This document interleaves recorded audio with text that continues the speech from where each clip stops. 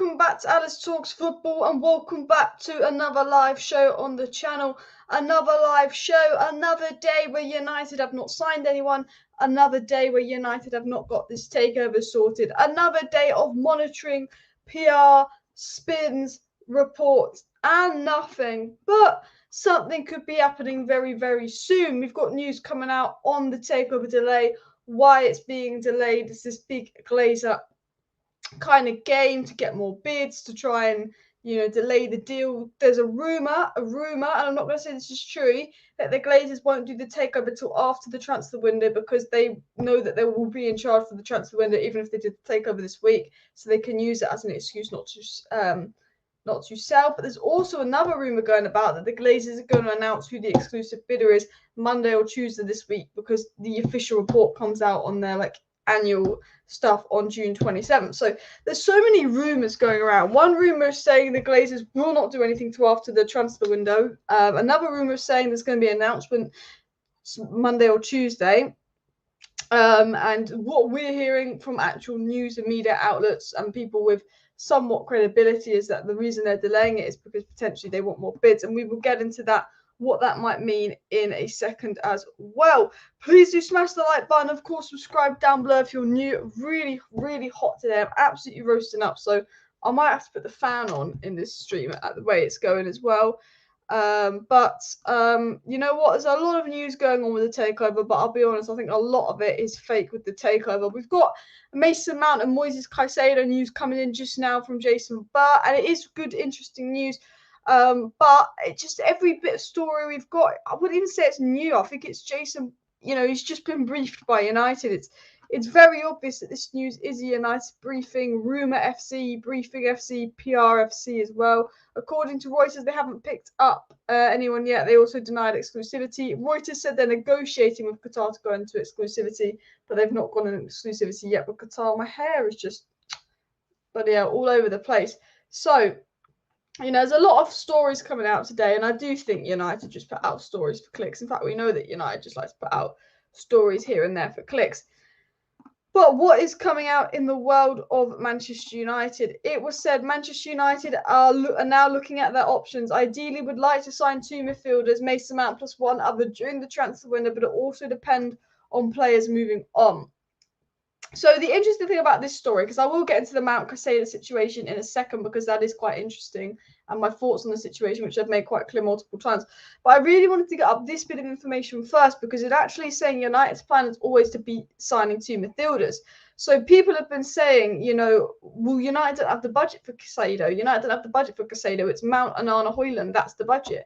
United have the budget for Caicedo if United want to Mount another midfielder, because Mount plus Lavia is going to be 90 million. Caicedo is going to be 80 million. And the question is, will United get Mount plus Lavia? Probably not. Man United will probably get a Mount and someone absolutely trash that's worth £6 million. But the point is, United wanting 2 midfielders, well, that would come to 80 million combined. Caicedo is going to come to 80 million combined, 70 million with going to 80 million add-ons. For me, that just tells me United have the fee for Caicedo, United, and all of that as well. So I think that's interesting.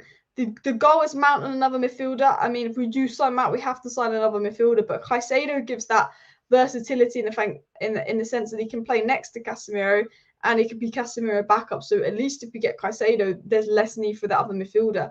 And I tweeted today, we could get Caicedo, Hojlund and Onana very easily in the next month if United just went about business smartly. But when do United go about business smartly? That is the question. So I thought that story was particularly interesting, just for the pure sense of it. It just says to me there is the money there for Caicedo. I spoke to some people, and the Caicedo interest from United is genuine. Some good sources are putting out information saying, look, United have had Caicedo on the list since March time. They looked at him last summer. If they didn't get Casemiro, they were going to go for Caicedo last summer. I remember, Ten Hag and United's interest in Caicedo is genuine. It's not that United are completely putting this out as a game. They said, look, Man United's first choice is Mount over Caicedo, but if they can't get Mount, they will go for Caicedo. That is the situation. United's interest in Caicedo is genuine. So although part of me thinks this is a game for United, let's say we're going for Caicedo to Chelsea, fall on Mount, I actually do think that the interest in Caicedo is genuine from what I've been told. And there's actually been some quite interesting stories and reports coming out from many sources. It was said sources feel Chelsea being unreasonable with a deal for Mason Mount, and that United ready to walk away because they do feel that, you know, Chelsea are being unreasonable with this Mason Mount situation. Do I rate Taylor Booth? I don't know enough about him to rate him, to be honest, like, as well. Mount to Bayern is a false rumour. Mount to Bayern is a false rumour. I'm going to get into that. Okay, so let me actually get into the story on Mason Mount. What actually did Jason Burt say? So let me get the story up here, because United Plug put something out interesting. So yeah, this is what was said. Mason Mount, the offer for Mason Mount remains on the table, but the club feel there is no need to enter face-to-face negotiations with Chelsea. So the first thing Jason Burt said is, look, United aren't going to enter face-to-face negotiations with Chelsea. They're going to leave that offer on the table and walk away. We're not going into negotiations with you. That is our offer. That's our final offer. That is a fair offer. You accepted City's first offer for Kovacic, but you don't accept our first offer for Mount. You're playing United tax on us. That is our offer. We're going to leave it. Walk away. Exactly what United need to do. So that's what they're saying United need to do. It was saying that the sources feel Chelsea are being unreasonable and that United are looking at other midfielders. But the interesting thing that was said by Fabrizio Romano today, and I think it was the big talking point here. If I can find it, let me search up Fabrizio Romano. Romano said something really interesting today on the Mason Mount situation. He said, yeah, here it is. Understand, Mason Mount's side stance remains clear. There's no plans to sign new deals as things stand. Man United now offer a free agent in 2024. Tuchel's a bid fan, but no bid slash talks with Bayern as of now. United's 55 million bid still valid. Won't wait forever. So what Romano is saying, and this is big, this is massive news, and I'm going to talk about why this is so important. Because basically Romano is basically saying that Mason Mount has made it clear it is United now or United on a 3. It's up to you. And that is massive because Chelsea can't, other players, let's say Moises Caicedo was a number 1 transfer target and he was open to Arsenal, he was open to Chelsea. If we were faffing about, Arsenal or Chelsea could come in and steal him. But Mount rejected Liverpool, Mount rejected Arsenal, Mount doesn't want to go abroad, and he rejected the contract offer from Chelsea. He's made it clear he wants Man United and only Man United. Mason Mount has made that particularly clear. So United have this position of power here where they can actually walk away.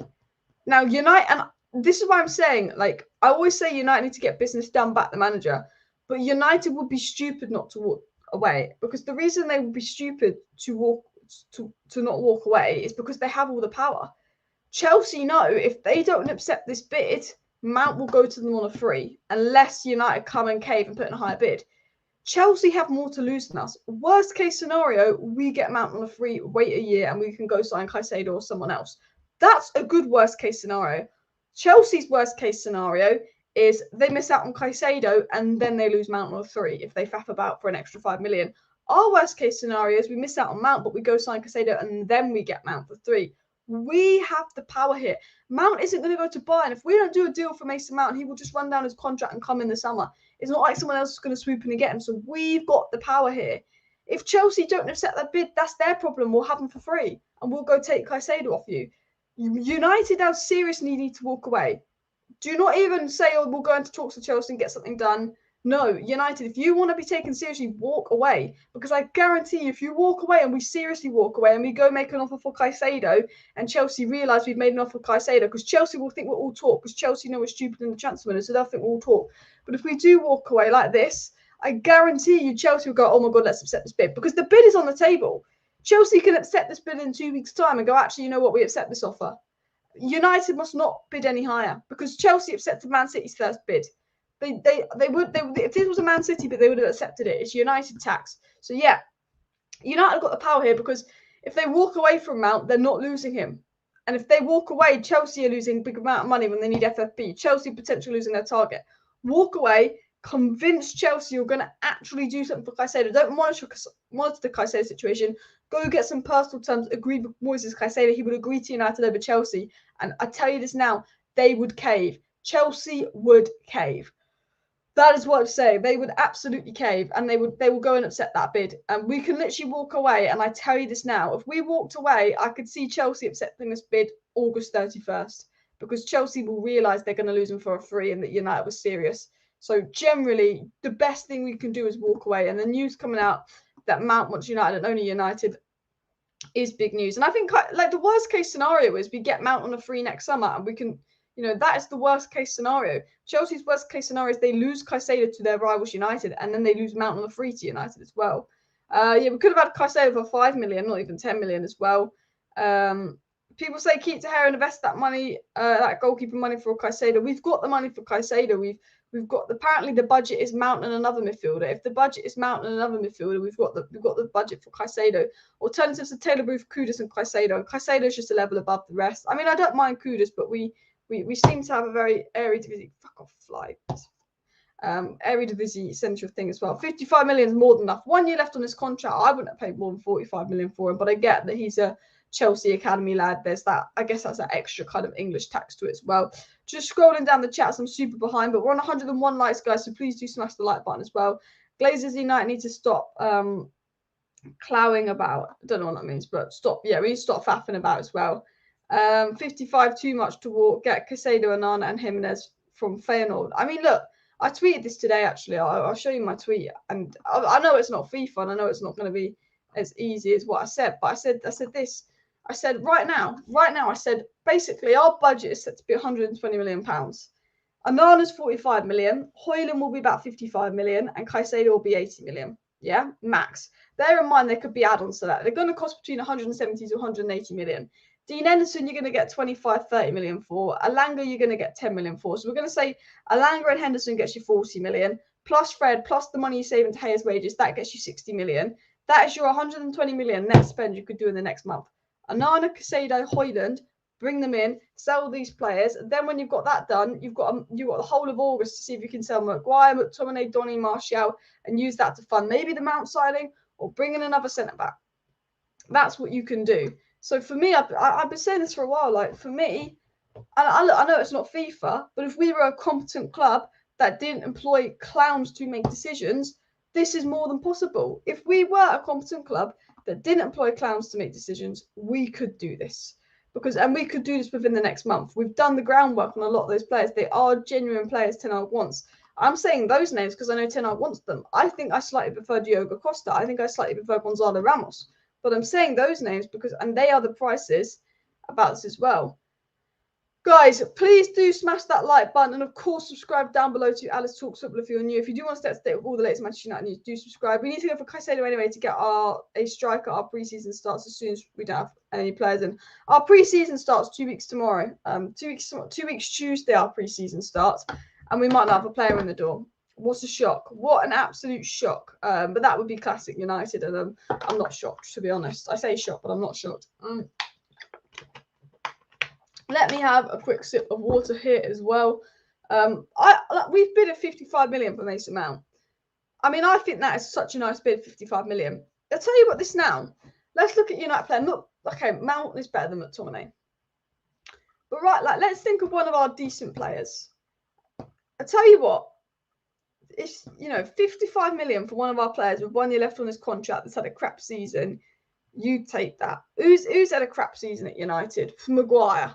Well, he's not, but Maguire ain't worth 55 million. But it is a good bid as well. It is a good bid. Marcus Thuram coming. I don't think he's coming to United. We should go for Caicedo and Onana fast. Yeah, and do you know what? I'm going to say this, and I saw someone tweet this. I'll see if I can find it. But why would United be flying Onana's agent over? Why would United be telling Inter Milan they seriously want Onana and telling Inter Milan to prepare for an Onana replacement and entering talks over Onana and talks with his agent and them all flying over the place if United just plan to keep De Gea? Why? Why would they do that? I think it's a game.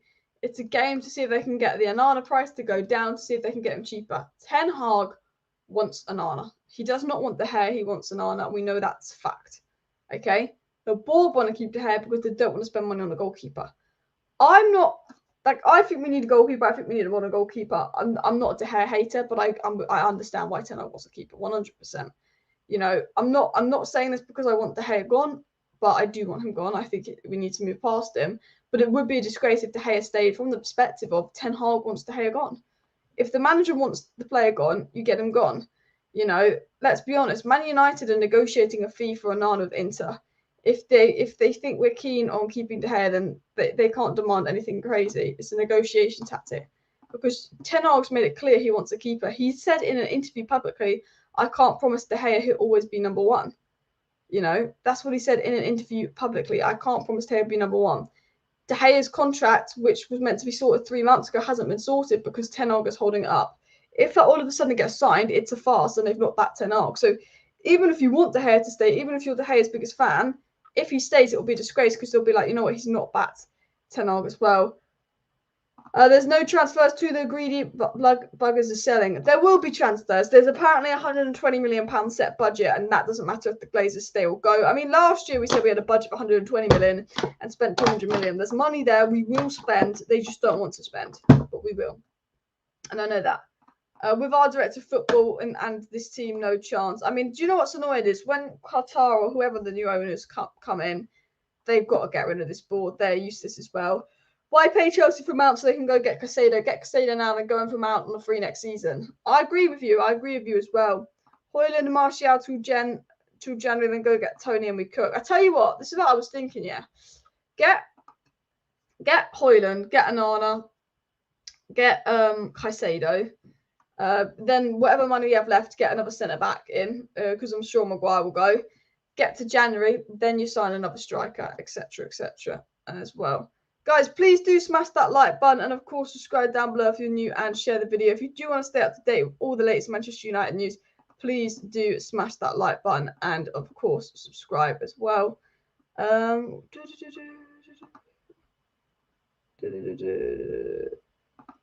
know what's going on here. Oh, well.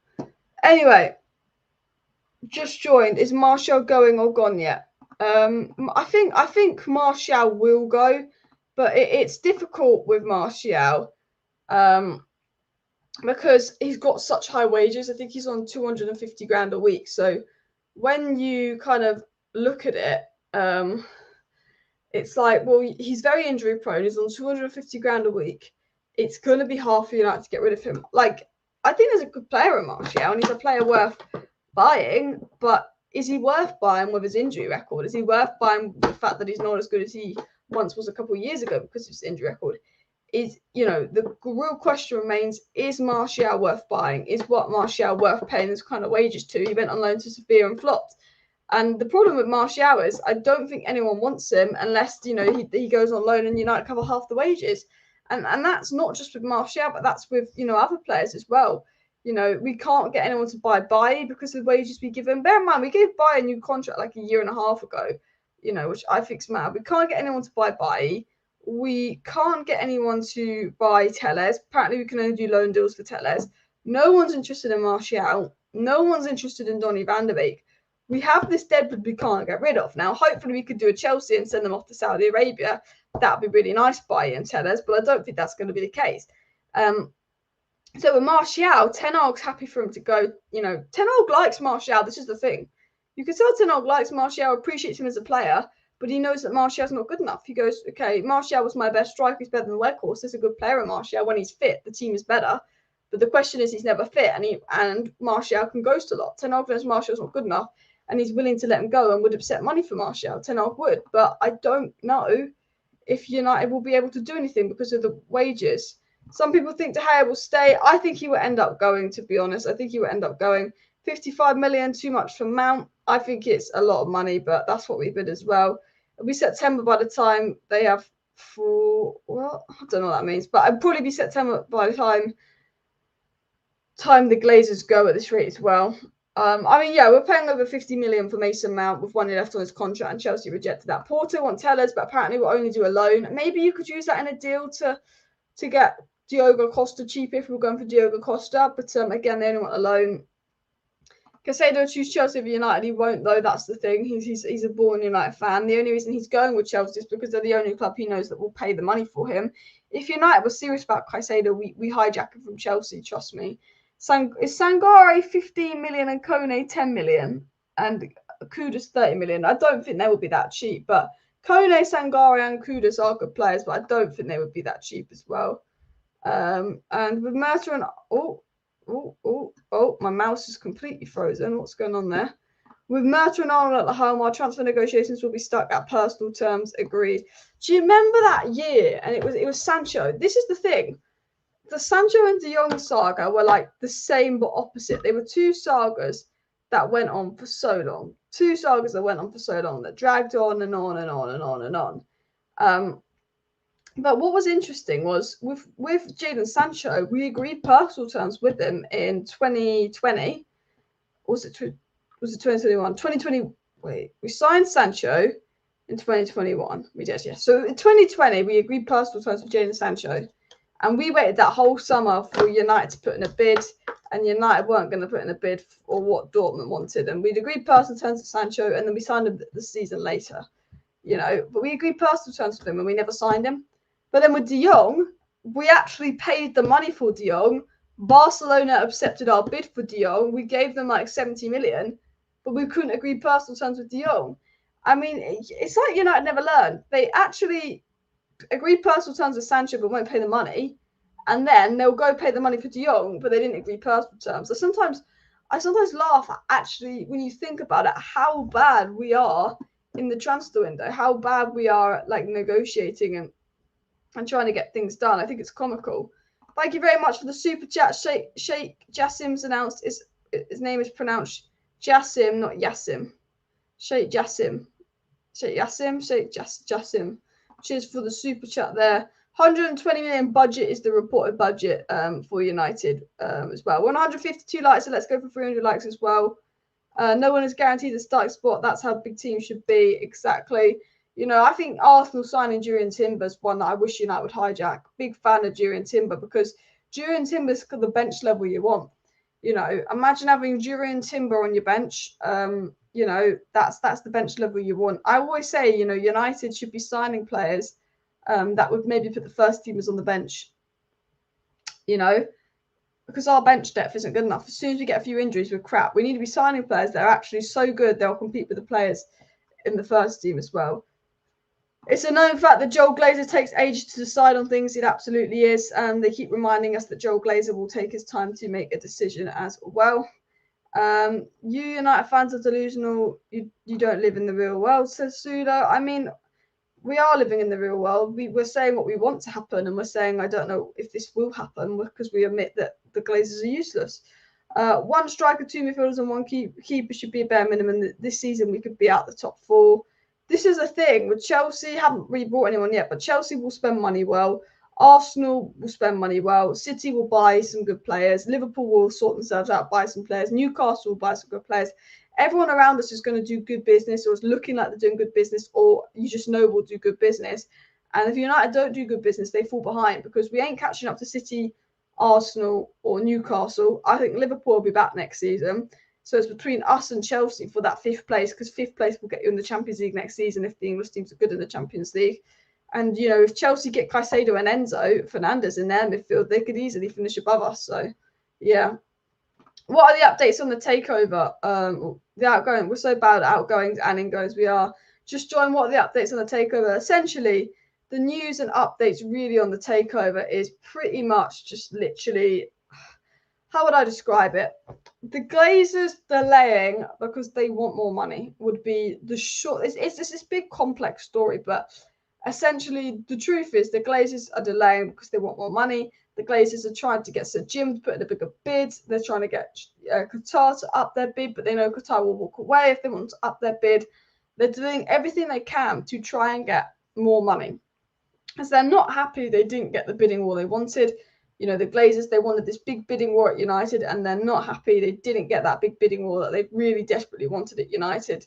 So now their kind of game plan is, well, actually, you know, maybe we'll get Qatar and Sir Jim so far in the process, get them right to the end, see if one of them will put a higher bidding, because we can't choose between them, and then sign the one off with a higher bid into exclusivity, is what's being reported. Now, I'm hoping the case really with the Glazers in this whole situation is that what Reuters is saying, that Qatar seems to be ahead and they seem to be negotiating exclusivity. And I hope that the rumour going out that we're going to find out tomorrow that Qatar have been granted exclusivity, or we're going to find out Tuesday that Qatar have been granted exclusivity is true. I hope that rumour is true, but there's also rumours saying, you know, the Glazers won't do anything to after the transfer window. They decided they won't announce anything to after the transfer window because they don't want to spend. So there's so many rumours, there's a lot of misinformation, but the essential fact really with the takeover is, look, the Glazers are delaying because they want more money out of this club. that is why they're delaying. They want more and more money out of this club. They'll do anything to rinse money out of this club because they are greedy. Everything they do is about money. Every single decision the Glazers make is, can I get more money if I do this? Can I get more money if I do that? Can I do this? Can I do that? Etc. etc. And unfortunately, it's a very selfish decision because it's just massively impacting our transfer window. Unfortunately, because the Glazers don't care about Ten Hag or what Ten Hag wants to do and all of that as well, they just like, well, actually, I know Ten Hag wants to get on with his transfer window, but we don't care. We don't care about Man United. We don't care about football. We don't care about next season. We won't be here next season. It's not our problem. We're going to do anything we can to make sure we get even more money out of Qatar or Sir Jim, and we don't care if this takeover takes a year. We were meant to be done by March. We don't care that 800 people want to find out about their jobs. But, you know, this is via the Glazers. We want more money. All we care about is money. That's the thing. That is the problem as well. So, yeah, guys, please do subscribe to the channel. And, of course, share the video if you're new as well. Lag.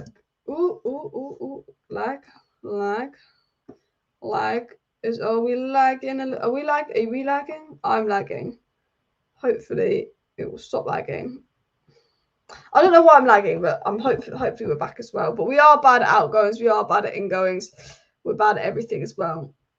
I forgot about Donny. Yeah, you forget that Donny's a United player, to be honest. De Gea probably will leave. Is the news coming out? As Gaz says, do smash the like button if you are new as well. One deal at a time, FC. We are one deal at a time, FC as well. Tonali to Newcastle. Yeah, that is a done deal. Tonali will go to Newcastle. Good business for Newcastle. I don't rate Tonali like I rate Barella. I think had Barella gone to Newcastle, I'd be more concerned.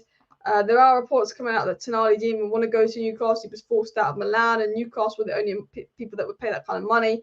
Tonali's a good player, but he doesn't move me like Barella. So I think it's a good signing for Newcastle, but I'm so glad they didn't get Barella, in all honesty, as well. If the Glazers stay, that's a nightmare. Well, I did read something which was quite interesting. Not that I want it to happen, obviously, but something I read suggested that the longer the Glazers go without making a decision, the more and more likely it could be that they're preparing a stay and that they're doing this just in case they don't get the decision they want to stay. They've got minority investor offers. Remember, you know, they seem to be going so far. They've not ruled out these minority offers. They've not ruled out Sixth Street, the Elliott Group, etc., etc. They've not ruled these minority stake offers out. So although they're getting the full buyers in a very advanced position, they've not ruled out the minority stake offers out. So that's still on the table. And there is something I read that's saying the longer and longer the Glazers delay, the more and more likely it is that they stay. Now, I'm hoping that is not the case, but that was something else that came out as well. I'll just quickly read this quickly.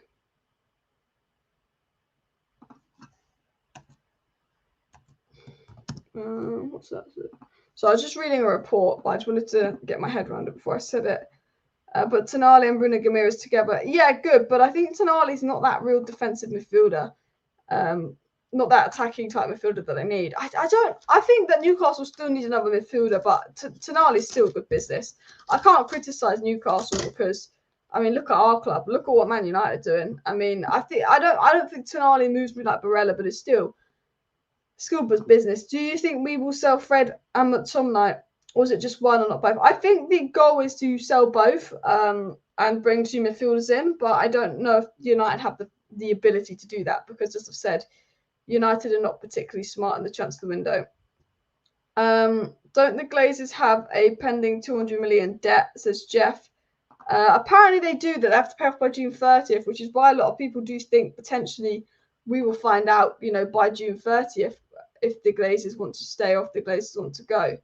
As well. For some reason, every time I start talking crap about the Glazers, my video gets demonetized for some reason. Don't know why. I feel like they're watching me. I don't see how they can stay. The debts have become staggering and haven't even been taking their usual dividends. They blood us dry. And that's a good point from Alex. The Glazers love to take dividends out of United. They love to bleed us dry. The last two opportunities they've had to take dividends out of the club, they haven't.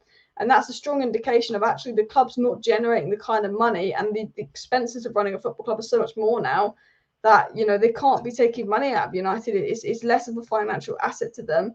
And also, yes, Man United could be worth 10 billion in 5-10 years time. And they might say, oh, but actually we're going to keep United because they're going to be worth 5-10 billion. Well, but the money you get from Qatar, if you just put it in an index fund, by the time United was worth 10 billion, you would have got 10 billion already. And United won't be worth 10 billion under the Glazers because the Glazers won't run the club well. They won't have us compete for trophies. The only way United will be worth 10 billion in a few years is if we're winning trophies and if we're where Man City are winning the treble. And the Glazers won't get us there, so they might as well sell before they just carry on sinking the ship that is Man United. Please do smash the like button, guys, and of course subscribe down below if you're new as well. If it's true, Caicedo is a game controller, big deal. Look, I think we should be doing a deal for Caicedo, but unfortunately, United don't do smart business. I think, I always complain and always say, oh, United aren't, just go pay the money, go sign this player, go get Ten Hag's first choice. But in this case scenario, I think don't pay the money for Mount. You're being mugged off. He's got 1 year left on his contract and go get Ten Hag's second choice. I feel like I'm being a bit of a hypocrite with this situation, but I just strongly believe that Caicedo, in my opinion, would probably be better business. Moises Caicedo would be better business than what do you call it? Mason Mount. Sorry, my head's just had like a head span today. A lot of Chelsea fans are not happy, saying that 65 million is what Mount's worth. I've seen Chelsea fans saying, well, they think Mount's worth 65 million. I've got some news on De Gea. So the news on De Gea was the terms have been agreed with David De Gea over a new deal, but both parties are unsure as to whether it will be signed. Man United have decided to sell Dean Henderson and may use the funds to buy a keeper. So what's come out is that United will sell Henderson. Those funds will buy a new keeper, but United have terms agreed with De Gea, but they haven't signed those terms. If I was De Gea, I wouldn't even want United to sign those terms. I'd say, look, I agreed terms with you 2 months ago. You've still not signed it off. I'm obviously not wanted. You're obviously playing me around. If I was De Gea, I'd F off. The fact that United haven't signed those terms with De Gea says that Ten Hag doesn't want De Gea. And if Ten Hag doesn't want De Gea, I don't care if it's going to save you money keeping De Gea here. If Ten Hag doesn't want De Gea, you let De Gea go. You go buy Onana. That's what proper serious football clubs do. But United don't do that because United aren't serious, and it frustrates me so much, but we're just not serious, honestly. They can find investors, but those investors will need to invest 4 billion and 17% of the shares. That's not going to happen. Yeah, literally. The thing is, like, they have investment offers, but I don't. If you're an investor, why would you invest in United under the Glazers? If you're an investor, I wouldn't invest in United under the Glazers. I'd tell you that now. Unless I had control of what the decisions were, I wouldn't be investing in United under the Glazers. I wouldn't trust them with my kind of money, my kind of investment as well. Please do keep smashing the like button, and of course subscribe down below if you're new. Elon Musk or Mark Zuckerberg. I mean, they've got the money, but I don't think they'd be particularly good owners, to be honest. But I'd probably take Elon Musk because he's richer. But I think he would just be a bit like Todd Bowie. Maybe erratic decisions, but I think he'd spend a lot of money, to be honest, as well. Just reading out some chats as well. I hope United will be bought by European owner. Don't let the Middle East crazy rich own everything in European football. I get from the perspective, like, I want Qatar to Sir Jim for obvious reasons. I want United to win trophies. We've had 17 years of the Glazers starving us. I do get from the perspective of United, such a big club, it doesn't need to be state-owned. Everything being state-owned, everyone being so rich, could it ruin football, etc., etc., the human rights issues, etc., etc. But at the end of the day, like, people won't like it, but I think that's just the way football's going. And, if you want Man United to be at the top and win trophies again, we need either a competent owner with lots of money, or we need state backing, because, money is a lot in football. And people won't like that. But if we get Sir Jim, he's not run Nice well. He can't guarantee to upgrade the Manchester area, etc., etc. We're not guaranteed success under Sir Jim. State backing has, and you can say United so big it doesn't need to be state backed, but with the way football's going, and people don't like this, but United do probably need Qatar because we need to win things. City have won the treble, and I've always been Qatar over Sir Jim because I just think Qatar is the only way that I see us actually being a competent club again. We've had 17 years of the Glazers sucking the life out of us. For me, football, our rivals are getting stronger. Man United state-owned, and we're the best club in the world again. We're the biggest club in the world again. So I think Qatar, for me, is the best ownership situation we can get, because I don't trust Sir Jim. I don't want the Glazers. No one else has come in. And, whether people like state ownership or not, PSG and Man City, it's proven to do a lot as well. Glazer delaying the sale is actually of concern. They might be doing something this year. Qatar could pull out. I mean, there's the worry, if I woke up tomorrow and it said Qatar pulled out the takeover race, I'd be like losing my mind. I'd be like, what's going on? Well, that means it's Sir Jim. But, there's always the fear, are the Glazers doing something fishy? Potentially. Might be missing a trip with the Anderlecht goalkeeper on the cheap. Crazy potential, could be the next Neuer in the making. Brighton rarely miss. Yeah, I mean, the Anderlecht keeper would have been an interesting one to keep an eye on. But I think if we're going to get Onana, I understand why we missed out on him. But if we keep De Gea and we're just bringing the keeper to challenge De Gea, you might as well get the Anderlecht keeper. However, apparently he only would come to United if he was guaranteed to be the starting person as well. If Jim bids once more, they walk, says Tom. I think, if Jim comes in, the Reuters basically said, didn't they? Kind of hinted, all right, well, Qatar's bid is winning. They're negotiating with Qatar to go into this period of exclusivity, but this period could be a while because Jim Ratcliffe's got 2 weeks to put another bid. If Jim Ratcliffe puts in another bid, we're absolutely screwed, and we will get Sir Jim Ratcliffe as well. Self-sustainable models are gone. They can't compete with state-backed mega wealth. And that's true from Alex. People won't like the idea of Qatar and United being state-owned, but it's just the way football's going. You need to compete. The Glazers robbed the club of its capital. Qatar's the only answer, and not Sir Jim, who can't afford to buy the club. Yeah, I don't trust Sir Jim because he's not been a good owner at any of the clubs he's at.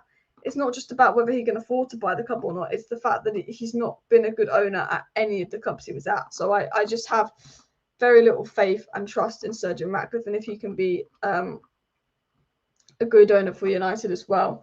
Keep smashing the likes, people, and of course subscribe down below if you're new. I'm just going to see what else is coming in news-wise as well. We might get Nuruddin on in a minute as well. Just about De Gea. I mean, I have to say the news is very repetitive today.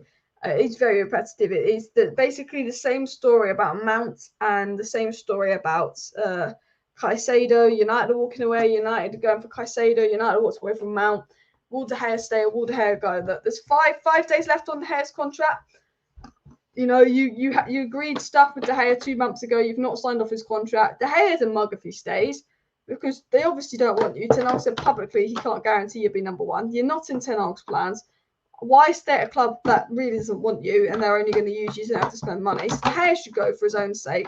But De Gea should go because Ten Hag wants him gone. And if the board keep De Gea and we don't sign a goalkeeper, that is on the board, not backing the manager. So Jim can't afford it, but he doesn't want to part with the money, which is just as bad as not having it. I just don't trust Sir Jim one bit as well. Mbappe to Liverpool Street. He ain't leaving PSG. I mean, Liverpool fans, I was tweeting saying they were going to get Mbappe and Barella. I'm not sure where Liverpool fans have got that idea from, but I see Liverpool fans tweeting about Mbappe, Liverpool fans tweeting about Barella and all of that. I mean, look, Liverpool will probably end up having a good transfer window. They're quite smart with their business, other than last summer. But, Liverpool fans and Arsenal fans were tweeting about signing Mbappe. Look, Mbappe is going to Real Madrid. If he goes anywhere that's not Real Madrid, it will be United because we have Qatar. Mbappe ain't thinking about Arsenal. He's laughing at Arsenal. Mbappe is laughing at Arsenal. He'll laugh at Liverpool. Mbappe wants Real Madrid. That is his dream. He is a Ronaldo fanboy. If he can't go to Real Madrid and we have Qatar with him and we're a top team again and we're winning stuff with Qatar and with him being a Ronaldo fanboy, it will be United. I don't know why Arsenal fans and Liverpool fans are all gassing themselves up thinking they've got a chance to get Mbappe because he'll go to Real Madrid. Nuruddin's just joined though. Big up, Nuruddin. How are you doing? I'm good, thank you. How are you, Alice? How are you, Alice? How are you? You good? Yeah, I'm good. Just talking about the Glazers. The reports coming out that they're delaying it to see if they can get another bid out of Qatar and Sir Jim and all of that. And just this takeover is a bit of a joke. What are you thinking? Yeah, I mean, to be fair, I've stayed really consistent on this. I said that I'm on Giddy Watch in terms of the fan base because one thing I do know, I've got a PhD in Glazers because I've been there since day one. I've been there in the protests from 2005. And I know after when Louis van Gaal got sacked, I did a lot of research and found out who were the people that were running Manchester United. So in that, or all those years of research, try to find out and always blaming the manager. I remember I wanted Jose Mourinho out because of the football was so disturbing and just not Manchester United. And I was like, we can't play that football. I don't care. You know, if you have schoolboys, you know, some of the academy players, we could play better football than that. It wasn't for me about winning anything because I'm part of that generation that was spoiled, Alice. I've seen Manchester United win everything in my lifetime here, living in Manchester, you know. So I just wanted good football. When you go to Old Trafford, I just want good football. Big up Marcus. So it's always been this. So I know Glazers, how they work. They literally suck the oxygen out of everything, any joy, any signings.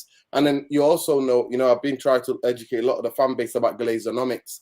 The way that we sign players, we don't sign players on a footballing level. We sign players on the fact that it's a contract, it's how much they're worth, and then the length of the contract, and then how much wages that we pay them. And then that goes alongside with us being traded on a New York Stock Exchange, and it keeps the share up. So we don't operate like a football club. We're not a normal football club. And everybody who's been at Manchester United has done remarkably well since the Glazers are there. Now, Glazers before, when Fergie was there, Fergie had complete control of the footballing matters. And that's one of the most interesting things. And I just want to turn people back into the quotes of Gil and Fergie. They were like, I think Gil said, depth takes you to ruin, innit? You know, getting in debt. And it was like this hostile takeover. We're not about this hostile takeover. They made Gil one of the highest paid CEOs in world football at that time, and Fergie one of the highest paid football managers. But what more importantly, the Glazers did, they left them to it. They didn't interfere. Fergie leaves, and then the Bristol University bankers take the wheel. And it's basically Matt Judge, Richard Arnold, who we got now, an absolute clown. And then we've got Ed Woodward, you know, he's the biggest clown in world football before Todd Bowley. But at least Todd Bowley's found a way to rectify his mistakes that he's made.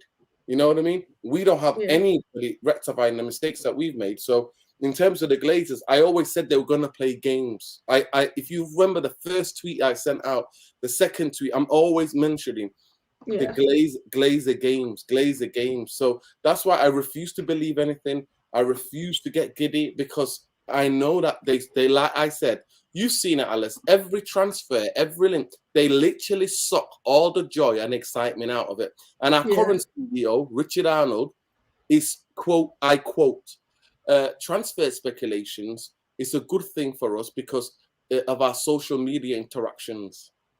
Oh my God, he said that, didn't he? That is our CEO, people. That is Richard Arnold, who pretends when he talked to the fans that time, with that was all set up thing when he talked to the fans, try to make it out. I don't know Woodward. Woodward is one of your best friends. You went to university with Woodward. You sat next to him while he ruined the football club, and all of a sudden you're making it out like you were just a fly on the wall. It's ludicrous. So I will tell all the United fans, just temper your expectations. What we will know when we know, but they've already ruined the summer transfer. They've already ruined it. They've already ruined it. Yeah. It's you're absolutely right with everything you said. I think first thing when we do eventually get new owners in about 10 years' time is getting rid of Arnold, every single one of them, because it's even the smallest things this window. It's like PSG have signed 5 players already. Real Madrid get a deal for Bellingham, #1 priority out the way. Like all the serious clubs are acting serious.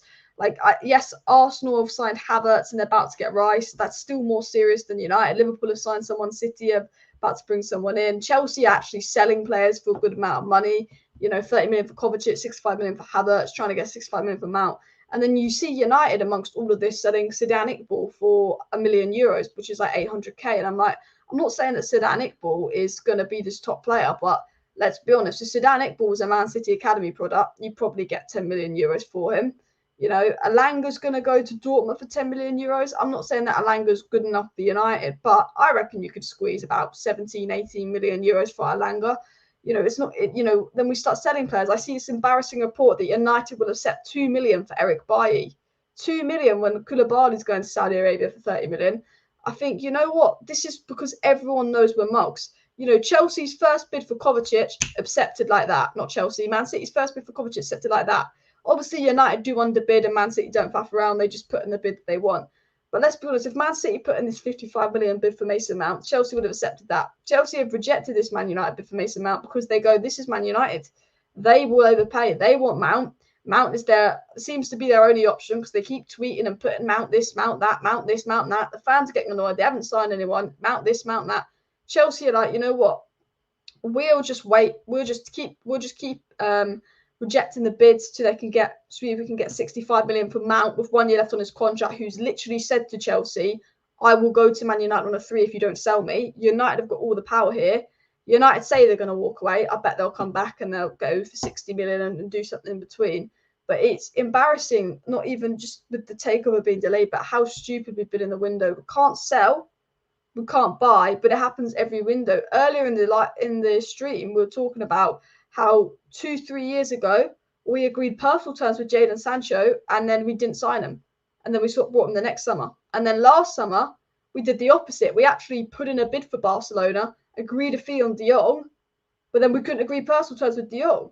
You know, every summer there's an embarrassing story. Murta and Arnold in Barcelona. Like, I wasn't a fan of the Rabiot, but they went to Turin to try and get Rabiot, and yes, we got Casemiro. It was a blessing in disguise. But every single summer we do something embarrassing. Like, it's not just we sit there a month in at the transfer window done nothing. We see players that are good that we should be signing going to rivals. We see us overpaying for players that actually I'm not sure are the right player. Like, I like Mount, but I would be going for Moises Caicedo over Mount any day of the week. I don't care. And then you see us not being able to sell players. You know, we want to get rid of Martial, Donny, Maguire, Tellez, Bailly, Williams. They're still here. It's just embarrassing.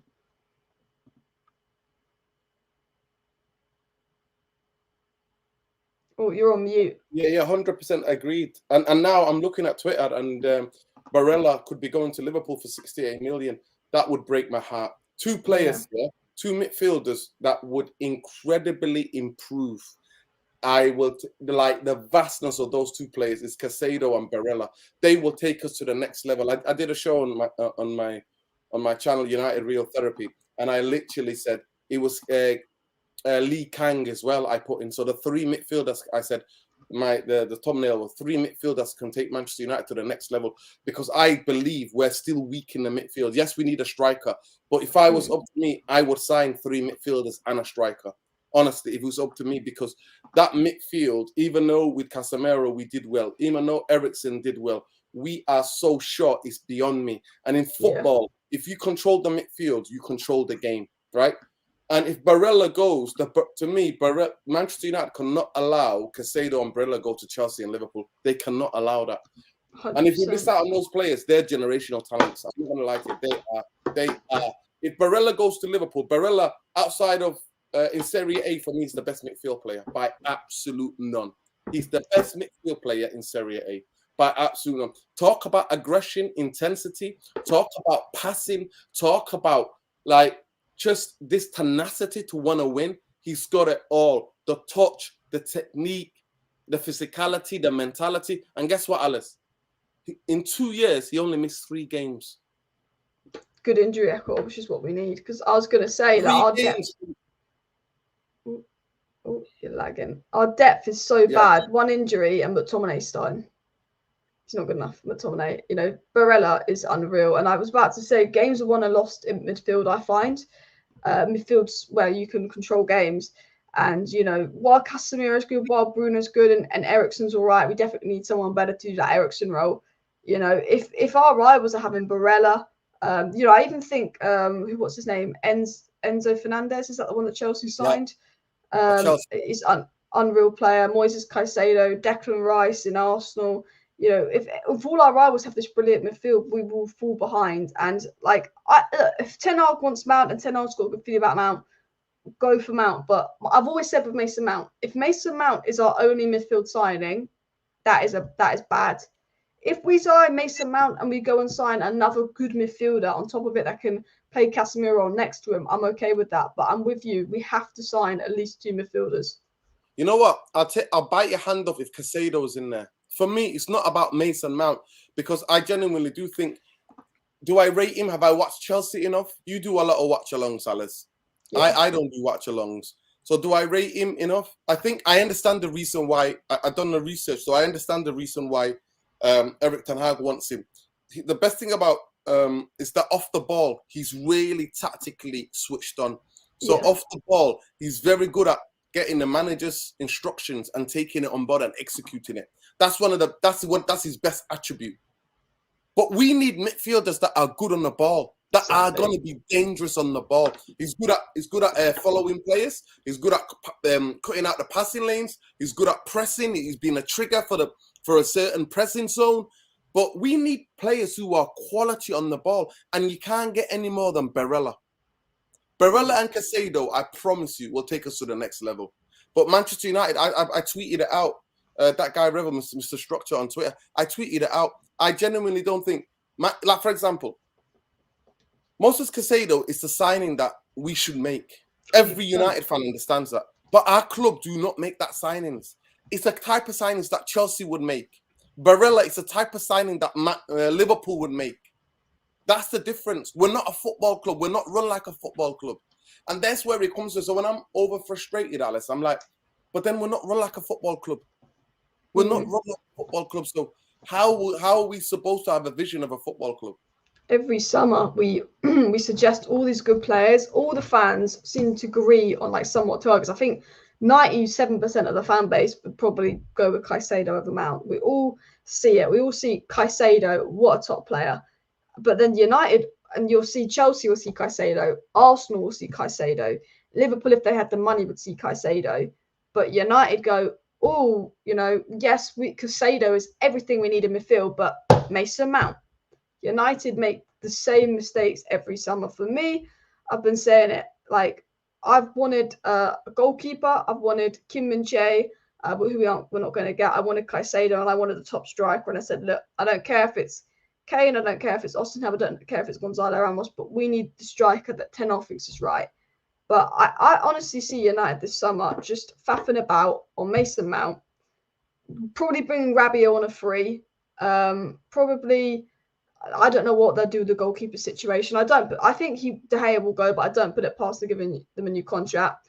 And then we'll probably sign a striker on deadline day. And the number one position we'll probably sign on deadline day. I have absolute no trust as well. We've got a super chat here. Have you heard that tomorrow the 1958 group are going to protest in front of the megastore? Don't think it'll have much effect. I mean, what do you think on these protests, to be honest? Because we have protest after protest, and I don't think the Glazers care. I saw someone say, do you think we should just fly a load of Man United fans out to Florida? That's been suggested before by loads of different groups, but it's about like trying to get 2,000 or 3,000 fans there. And unfortunately, we don't have a millionaire United fan who's going to back that kind of travel and resources. But in terms of the megastore, for me, the protest, one thing the protest does, Alice, and I've been on majority of the protests against the Glazers. It just says not in my name, and it's a way to gather in camaraderie and in solidarity with other fans who feel the same way as you. And it's just about us chanting and being together. But of course, they don't give a damn. The protest that maybe if they do sell, that will have made them sell is when we stopped that football game, the Liverpool one. Yeah, the Liverpool game. And now I don't know if you know, but Manchester United teams get to the stadium way early. They don't stay in the same hotel anymore. They vary the different hotels in Manchester because they're worried that they might get another game postponed. They also have like dummy runs, like dummy Manchester United team buses going. Yeah. So we've been doing the research. You're definitely having an effect. Yeah. Is that? Oh, it's changed it up. It changed the operation how they work in terms of matching at Old Trafford, because they get in really early. And they also don't stay in the same hotels. They used to stay in one hotel. That used to be the Lowry. That's where Manchester United always used to stay, was at the Lowry. And they don't do that anymore. And they have like a couple of other coaches, Manchester United, like supposed team coach. Oh, the dummy ones, yeah. Yeah, there's a lot of dummy ones. Do you know what I think is interesting as well is the big protest for the Super League and the Liverpool one. That got so much coverage. And then all the protests after that, Sky seemed to ignore. the TV seemed to ignore. They weren't covering it. And I think the amount of coverage, because our protest was better than and bigger than any other the Super League protest. We got a game called off. It was all Sky Sports were talking out for 2 hours. Since that, whenever there's a protest, because there's a lot of protests, they're not covering it in the media like they used to. And I wouldn't be shocked if the Glazers didn't like how much attention that protest got. And I wouldn't be surprised if they have actually said to the media, like, stop giving this protest attention. I think they hate it. No, 100%. Obviously, it didn't suit Sky's agenda anymore because Sky have the rights to the Premier League. So they were going to lose it if that Super League was going to go ahead. They were going to lose those rights because they, you know what I mean? That basically domestic football was going to be not that much because the Super League would have subsided over everything, where the big games would have been the Barcelona, the Real Madrid, the Inter Milan, the Bayern Munich, the Dortmund. You know what I mean? The Lyon, those are the games around Europe would have been the biggest games. And nobody would have been asked about Manchester United versus Chelsea, Manchester United versus Liverpool, or even a Manchester derby. So that's the reason why, when it suited them, they used the fans, they blasted everybody on there. And then once that Super League was over, they went back. You remember they started muting the fans. You know, we saw that BT and Sky. Because after what the fans were doing after every goal at Old Trafford and last season, I didn't miss that many. I think I missed some of the Europa League games, but I was there most of the league games, and it was surreal because every time there's a goal scored, the fans will sing Glazers. We weren't Glazers. And they started to mute it. And one of the most interesting was Casemiro. When Casemiro signed, Casemiro got introduced to the fans, and then they muted the Did you see it? They changed the audio. Yeah. Yeah, we were all singing, we want Glazers out, we want Glazers out. We clapped him, obviously, onto the pitch. And then everybody started singing, stand up if you hate Glazers, and we want Glazers out. And then they muted that. And they put fake audio over it online. Yeah. I mean, and they started taking banners away, you know, anti-Glazer banners away. And the other thing I thought was a bit embarrassing about Sky was when the Sergeant Ratcliffe Qatar thing was announced, they got, was it Peter Schmeichel or Kasper Schmeichel, one of the Schmeichels, got which one it is, to go on Sky and then go, Nice is really good, Sergeant Ratcliffe's really good, start talking positively about Sergeant Ratcliffe. And it's like, well, you know, you were covering this protest, you know, talk about the Super League and how it's bad, but you're happy to let, you know, someone, you know, keep taking money out of this football club, happy to let someone buy the club on debt. You'll promote Sergeant Ratcliffe. You will you know, stop the Glazers out getting attention. But if you really care about football when it doesn't suit your agenda, why is no one actually in the mainstream media like Sky talking about how bad the Glazer ownership is other than the Super League? And I think the thing about the Super League is it really affected the Glazers. I think if there was a chance to get the Glazers out, it was then, because I've always said Ed Woodward was the Glazers' number one. Ed Woodward was the Glazers' bestie. And the fans, Ed Woodward was never going to go. But the fans were so angry at the Super League, the Glazers were like, the only way we can get the attention of the Super League is if we get rid of Woodward. They only got rid of Woodward. If the Super League never happened, I guarantee you Woodward would be right here, right now. He became the sacrificial lamb. Ed Woodward was the guy that was like the sacrifice. You know what I mean? So he was the lamb, like say to the fans, okay, to appease certain bit of the fans. Yeah, the reason why the Glazers also because he helped the takeover. He helped the takeover of the highest paid out high debt leverage payout of any sporting institution in history. But it was Kasper Schmeichel, but both like father like son. Because I tell you now, who's more friendlier? The player that's more connected to the Glazers than any other player, and that's Peter Schmeichel. He was with them. I don't know if you know anything about the global elites and that. Basically, they meet at Davos. There's a massive meeting of the most richest corporations in the world. And Peter Schmeichel, so the Glazers, last summer or in the winter, they had a stall. They hired out this cafe. And they were looking for investors because they don't want to let Manchester United go. And guess who was there? Peter Schmeichel was there. Peter Schmeichel. Honestly, you can look up Davos. It's where these the global billionaires meet, and the Glazers were there, looking for investment. And they opened this cafe, and they had people come in a meeting and stuff like that. And so, I'm not. His dad is a bootlicker. So is Jasper Schmeichel. But then it's really interesting because Jasper Schmeichel's captain. You know what I mean? The captain of Nice comes out and says, these people, what the hell they're doing? You know what I mean? And then, He you know, keeps them, these fans are protesting, you know, high-profile news journalists are like saying the ownership is surreal. So, yeah, the media uses whatever agenda they can get, but they're not asked about the ownership. And I always say to people, if Liverpool fan and a Manchester City fan and an Arsenal fan all got into a room, they would never have come up with a better plan than the Glazers. Never. It's not just that they don't care about our football club, it's that they just use us as a cash cow, and they don't give an absolute inch about anything that's going on in the football club. And the only thing they talk about, anytime you see Abraham Glazer interviewed or Joe going to talk about, oh yeah, we bring youth. I'm like, what? But then you're selling Iqbal, an Iraqi international. And then even, like, I remember Galbraith, I think we sold him for 250 grand. He's a Welsh international. So it's just ridiculous. For what we, as an academy, what we produce, right? I think we're 50th or 49th in the list of academies in the world that produce and make the least money. You see, we don't make money from selling anybody, Alice. We can't even sell anybody.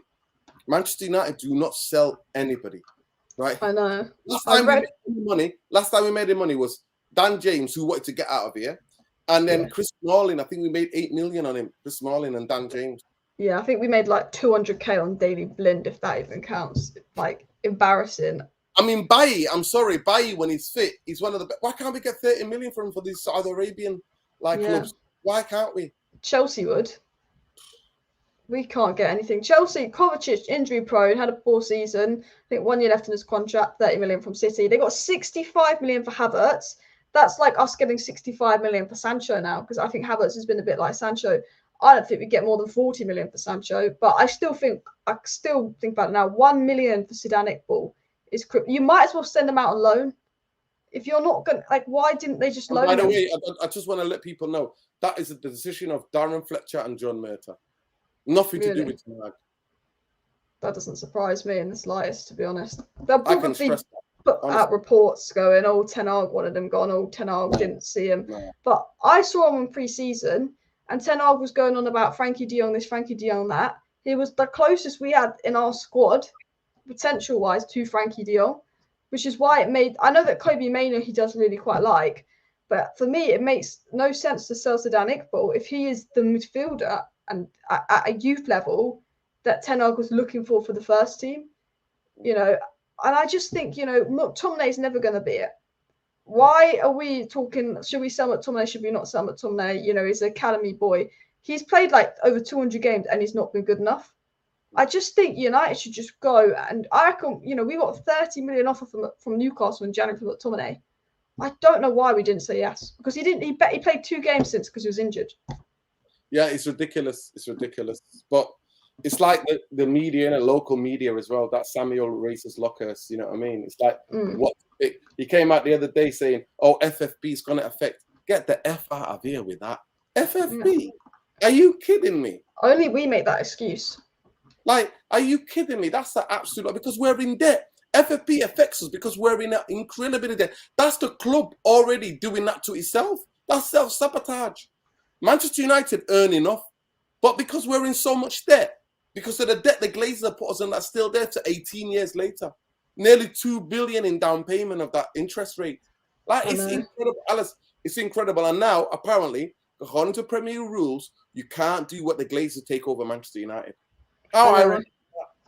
Can that be retro perspective? Like, in terms of, should the Premier League kick the Glazers out of the Premier League? Because it's illegal. Exactly. It's illegal. What they're doing, they can't do now, but they let them ruin United and then they make it a rule. And I tell you this now, if we do get Qatar and we get state backed, they'll put in some rules. They'll put in some rules about state backing in the Premier League so it affects United. They don't care about City getting state backed, Newcastle getting state backed. As soon as it applies to United, they'll be like, state backed clubs can only spend this much. La-di-da, la-di-da. They will make up some BS, because I tell you, if we were a London club, they wouldn't let the Glazers buy a London club. Yeah. They don't care about United. And as soon as they see United could be getting Qatar going on the up, Sky talking about how good Jim is, and then they'll cover, because they're like, let's be honest, about 95% of United fans want Qatar, 5% are against state-owned, they want the gym.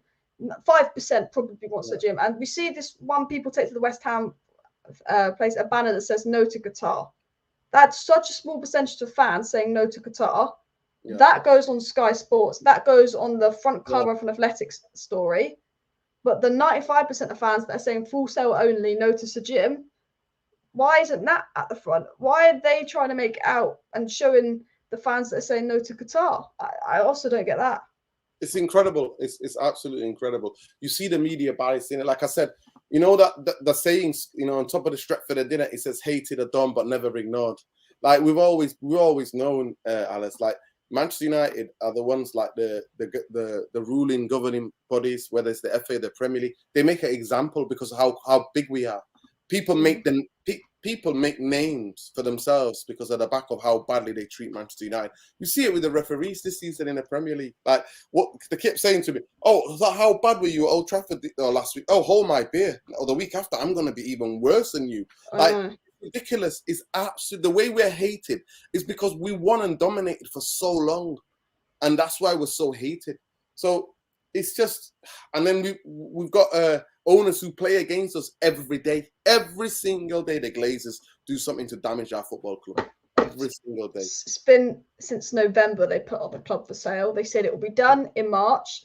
They said everything will be sorted by March for the transfer window, you know, because it's not just about Ten Hag and the transfer window, but it's about people with their jobs, their job clarity, the fact that this has gone on for so long. I mean, it's not even fair on Qatar and Sir Jim, really, because they're just probably absolutely fed up. But it's the fact that Chelsea, you know, Abramovich got forced out and that got sorted in like 2 months, you know, and they've had fair bids. They've had massive bids from Qatar. So Jim Ratcliffe's offer is, you know, I'm not a fan of it, but you know, he's giving you a lot of money for 50% of the club and keeping you here. You've got 2 fair offers and you can't make a decision. And do you ever worry with the Glazers? Because even though it makes no business sense for them to stay, they haven't been able to take dividends out the last 2 years. They don't run this club well. Everyone wants them out. The damage from the protests, the stocks, everything would go down if they did stay after this. Do you ever have the fear that the longer and longer this goes on, they could be waiting for that minority investor? You know what? Honestly, I don't blame them. Like I said, I was saying to you, like them going to Davos. I think for me, the Davos thing, when they went in the winter, when they went to Switzerland, I think it's in Switzerland, still like in the mountains, that meant that they were looking for investment. We already know that the people who own the Saudi Arabian people who own Newcastle, that they basically told them about, I think 4 or 5 years ago. I remember Abraham Glazer being in Saudi Arabia about 5-6 years ago. I remember seeing like footage of him being there, and they basically said, the Glazers said to them, "We'll give you 30% for 700 million." So they've been looking for an injection of money for a long, long time, because what Woodward said backfired on them, and it can never be sustained. Woodward said, Manchester United are a mortgage that makes you money, and we don't have to win titles for Manchester United to make money. That's what he said to the shareholders. But it's only so much. There's only so long you can go without winning anything if you're the size of Manchester United.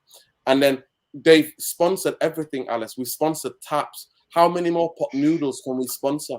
How many more especially without winning trophies? Like the thing about it, commercially, we made more than anybody in the UK. We were out because we were winning, Alice. Because we were winning.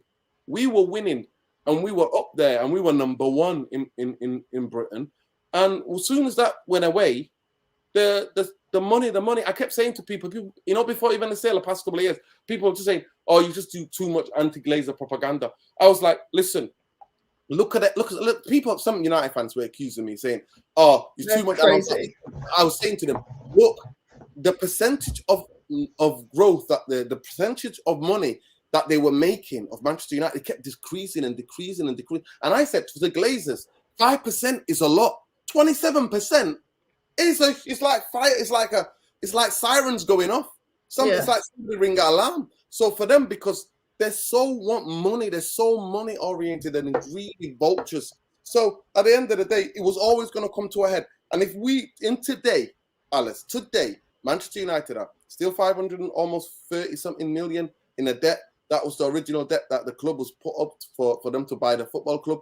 And then 400 million, and I think 405, right? Yeah. We're in debt because we owe the money to clubs, you know, for transfers. Nearly $1 billion now. Yeah. So it's nearly $1 billion. Nearly $1 billion. It's actually a disgrace, like how they've been allowed to do this for so long, how no one's intervened, how you get rival fans going, "Oh, United is spoiled," complaining about the Glazers. They spend this and that. Yeah, they spent 1.4 billion. This came out today since Sir Alex Ferguson on what?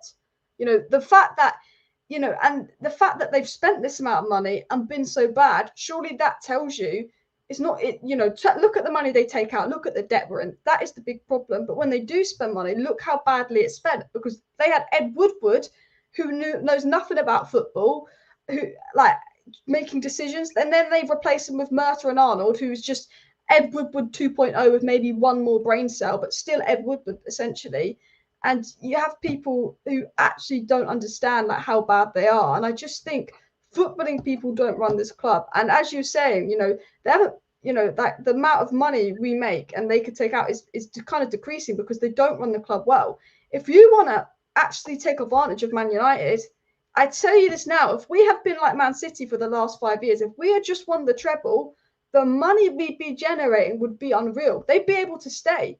If they had decided 10 years ago when David Gill and Fergie left, right, let's go get a proper director of football, let's get a proper CEO, let's get some proper recruitment, some proper scouts, that kind of even Liverpool got some good people in, ran this club like Man City, run the club. And then they just said, all right, the scouts will have control of the transfers, the manager will have control of the transfers, the footballing people have control of the transfers, we'll give you the money. And we'd spent 1.4 billion. I reckon we'd have spent 1.4 billion and we could be up there with City. We could have won the Champions League. We could have won the treble last year. And if we had, the amount of money this club would be bringing in would be so much more than they're bringing in now, that they would make more money. And it's like, you're businessmen that want to make money out of United, but actually they're just so stupid. They can't run the club to make money. That's what gets me. Alice, this is it. So the biggest thing what people mistake is people say people with money are clever. No, they're not. Millionaires or billionaires are not more clever than you. They've just been lucky in the way, whatever industry that they've been in, that they've been able to make money. And you said it right head on. Everything you said is 100%. If they were clever business people like everybody claims to be, they would have put a football structure after Fergie, and then they would have just, like he said, dominated. And I'll tell you now, in the last decade, right? In the last decade, Manchester, since Fergie left, Manchester United have spent $1.5 billion on what? 2 League Cups, 1 Europa League, and 1 FA Cup. It's embarrassing.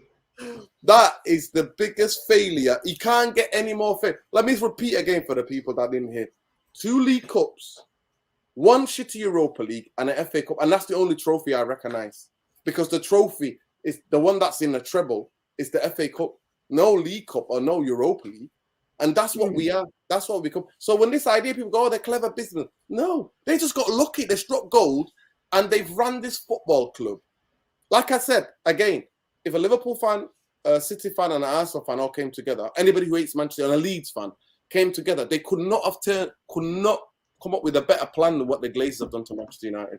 And it's just the way, we're just unfortunate. But the thing what hurts me is that day I've never drank in my life. And I swear to you, I think I might get pissed.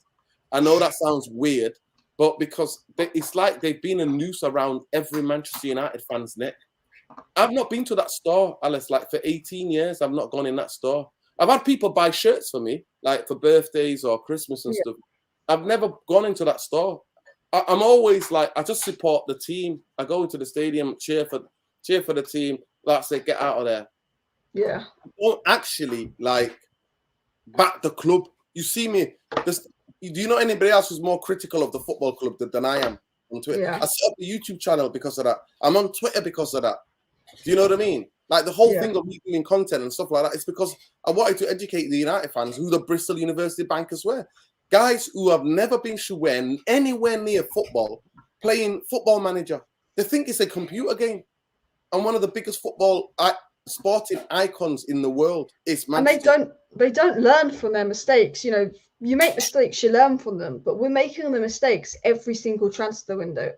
We have this cycle of we bring a manager in, we give him one good summer, and then we faff about the next summer, don't bring in his targets, then panic. We haven't done what we've wanted, overspend on someone crap, manager gets sacked. It's like this cycle, and it's like with Ten Hag, I was like, this is the manager. Ten Hag is my favorite manager post Alex already, because I see, You know, like there's some things in him. I didn't like his substitutions in the FA Cup final or that, but I go, you know what more realistically? And I have quite high standards. I am quite critical, but considering we had our worst ever season last year, we finished 7th. You know, I mean, if we'd have won the FA Cup, that would have been brilliant. And I think we should have won the Europa League. That Sevilla thing was a joke. But realistically, what more could Ten Hag have done with not having a striker all season, having Weghorst, the depth he'd had? He'd got us 3rd place. He's won us a trophy. He's 100% done enough to be fully back this summer. I'd be looking at and I'd be going, this squad was a mess. I thought we were going to finish 6th. I thought we were going to be trophyless at the beginning of the season. We lost the first 2 games of the season. It was a mess. You know, with this squad, he got Wan-Bissaka looking like a good player. I thought Wan-Bissaka was finished. He's turned around. Rashford, Luke Shaw's back to his best. Bruno's definitely adapted his style. He's, you know, even like other players, Lindelof was looking like a good player at the end of the season. Most clean sheets. I wanted Lindelof and Maguire gone in summer. You know, what more can he do, you know, with what he has? He had Weghorst and breadstick legs Martial. And I think, you know, Ten Hag's my favourite manager, I think, right now, post to Alex Ferguson. Back him. The way he plays at Ajax is good football. Exactly. And they won't. And this is the thing. So I agree with everything you said. The only thing that my biggest critic of Erik ten Hag has been that he went for everything. And I knew fatigue was going to sit in, so we limped over the line. You know what I mean? The last 2 months of the season wasn't really an enjoyment. It wasn't really enjoyment. It was more of a dread. I kept going into games, dread. The home record was really good. Like the home record, the away game, and I think we drew three games, if I'm not mistaken. But other than that, the away record, but to be battered, Alice, the top 10 teams in the Premier League battered us away from home. And because our midfield is not good enough. And here we go, we come back to it. And I said, we need 3 midfielders of different level of attributes. We need an attacking, skillful midfield that can give break to Bruno, that we can actually play when Bruno needs to be rested.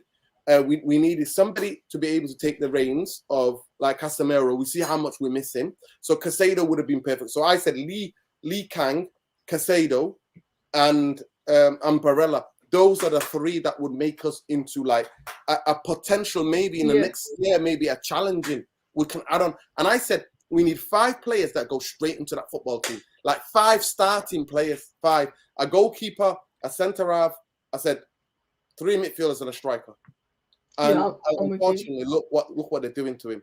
Look what they do. And remember, last season was one of the worst transfer windows because he only took Malacia on loan. Eriksen was on a free, and we didn't sign him till the end of July. I know. I never got that. And like even the players who are on a free, we can't get them on the tour. The only guy that was on the tour was Malacia, and that's because Leon moved, and Leon forced our hands. Remember, Leon already agreed with everything with Leon, and then we then jumped in the bandwagon and got the deal done. And that's the only reason, because of Leon. We had to act there, and then he was going to Leon. I know. So, I think the window before that, I think our first signing was Sancho in July. They obviously used the Euros as an excuse, but it's like, why can't we get business done early? Because they're all about saving money. They're all about, I'm not going to put this bid in. But if you get business done early, you save money. Like Anthony, we could have got for £45 million. We spent 83, I think, on him, 100 million euros.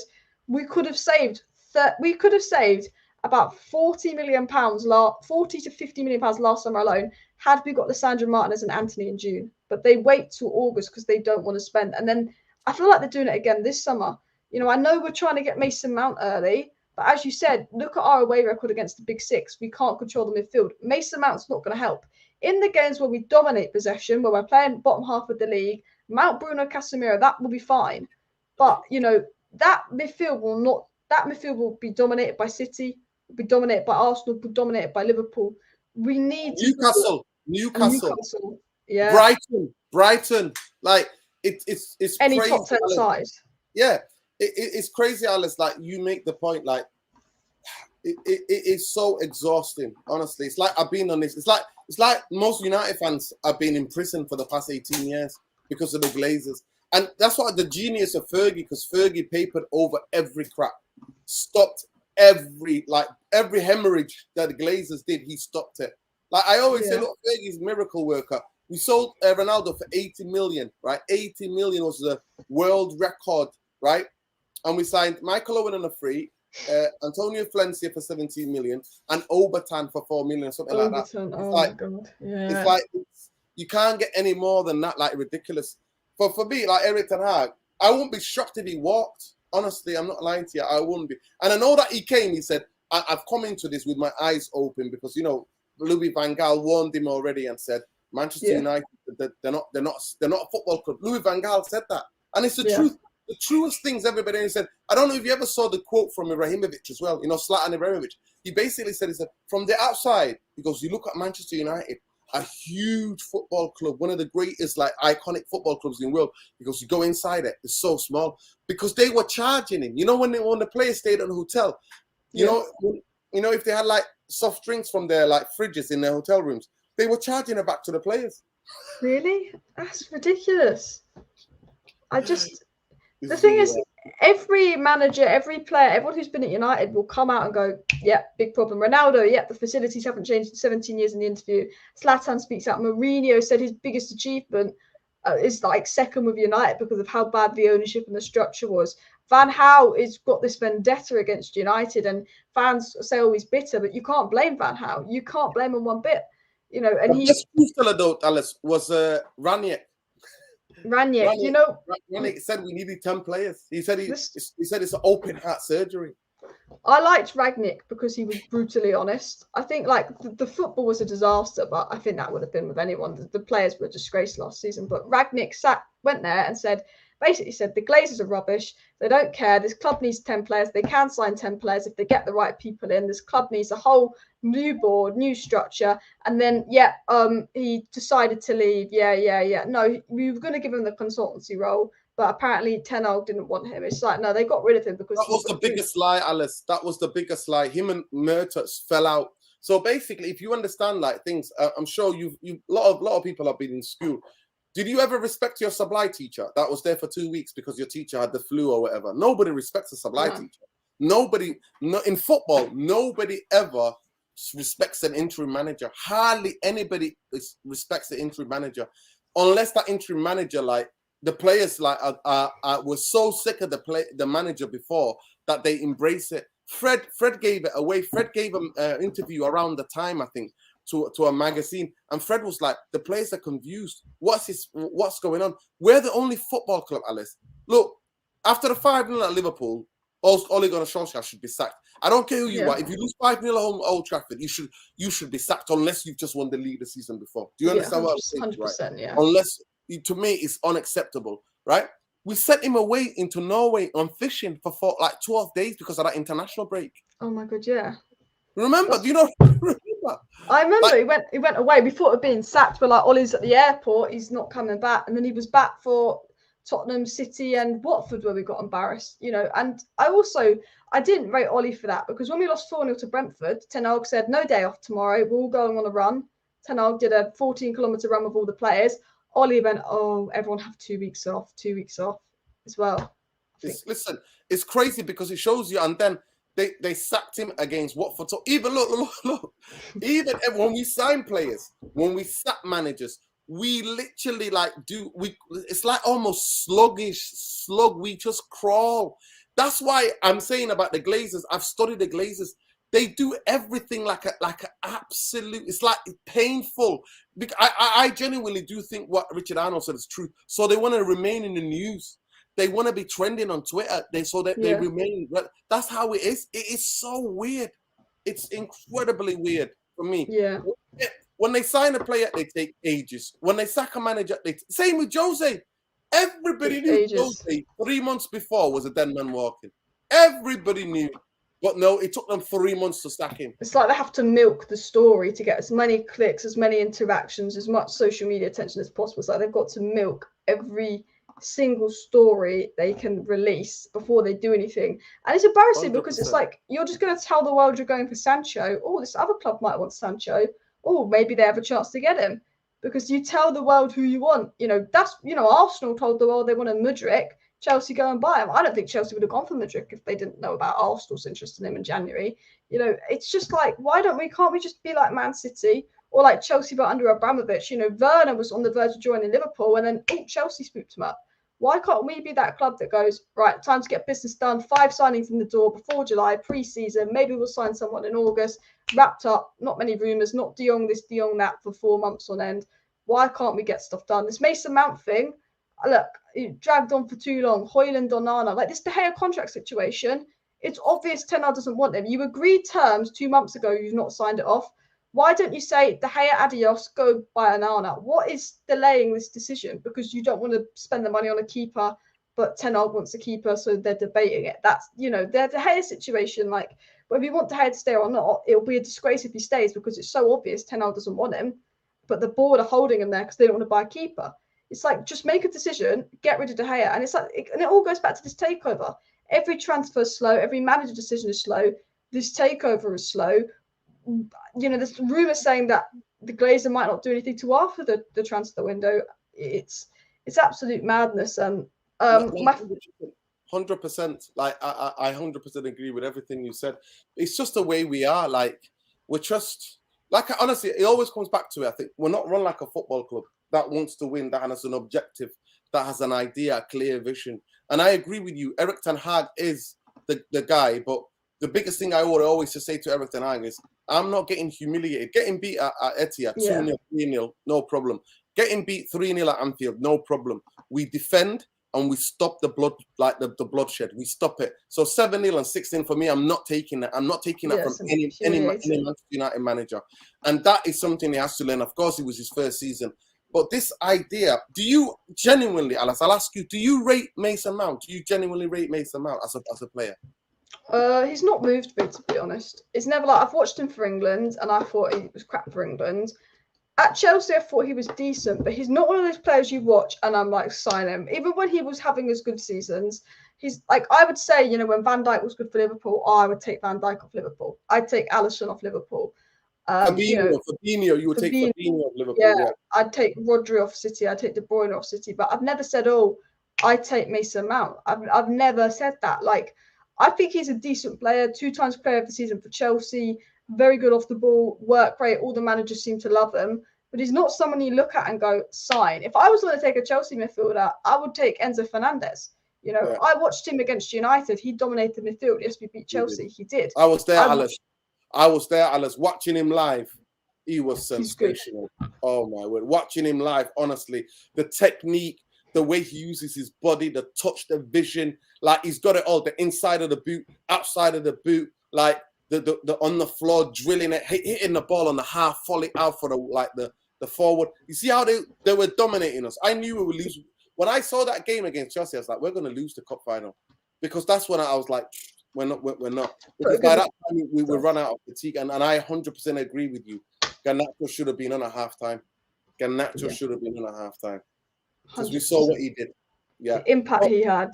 Yeah. Massively. Yeah. I mean, to me, if you say to me, what's been the best thing this season? Garnacho for me. He's been unbelievable. And that's why when some of the fan base are criticizing him online, I'm just like, I don't believe it. I don't believe what your expectations 17, 18. Yeah, 18-year-old breakout season.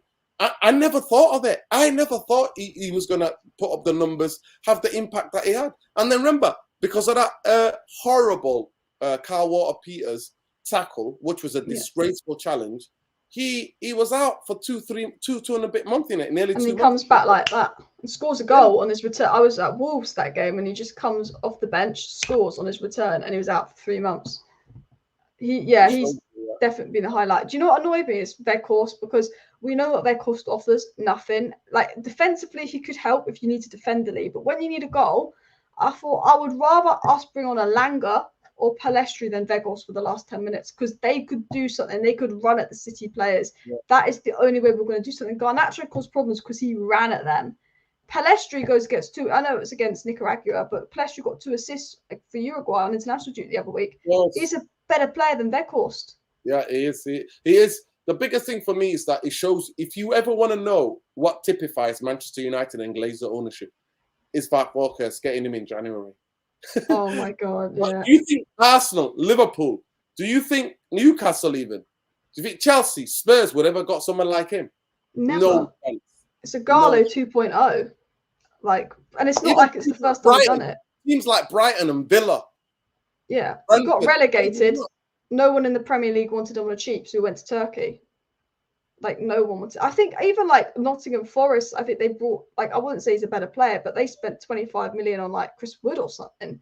Yeah. Even they were willing to spend more on a striker. But the biggest thing for me is I think the first 15 games he was a pressure fresh air because we didn't have anybody up front can hold up the ball or link the play. But after that, he gassed out.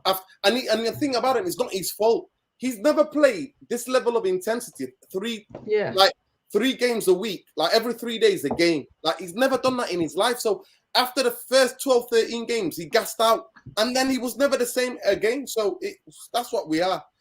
Doesn't offer any quality. And we said no to the loan of from Atletico Madrid that he went to Chelsea.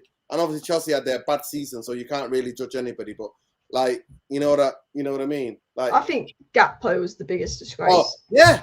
And Ten Hag wanted him. And did you hear Ten Hag? Did you hear him say, like, before the cup final, he was like, everybody, all the other our rivals got backing. I didn't get a backing in January. Yeah, you can tell he's fed up. For him to say that, because a lot of managers don't say much while they're at the club, because you know what the Glazers are like. But he said multiple times in January, he said, I've made it clear I need players.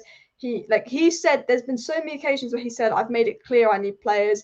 I need more players. We don't have the depth. We don't have the players. The quality. Yeah. He's saying it's not just about getting a player in, but it's about betting the player in of the right quality. They got Weghorst in, but it's not the right quality. And he wanted Gakpo. We almost got Gakpo, but we were paid that ridiculous fee for Anthony. And Gakpo, I think, was 35 million or something. We got nearly 20 million for getting rid of Ronaldo. You know, we had the money there for Gakpo, and we thought, no, let's watch him go to Liverpool. He would have picked us over Liverpool. And he would have been, yes, he's not an out-and-out striker, but he can do that striker role. If we'd have had Gakpo instead of Weghorst, we'd have Felix instead of Weghorst, I reckon we could have got at least 6 more points in the Premier League, maybe, but done better in the cup final. But I think that was a midfield issue. 100%. Alex Peter Igalo at least had some technique, a few goals. So 100%. At least he held up the ball more. But the biggest thing for me was that, like, it's an absolute joke. Like Gakpo, he wanted Gakpo. He literally wanted Gakpo. And Manchester United said no to him. Said no. And that was at the time he was actually like doing so well. And you know what?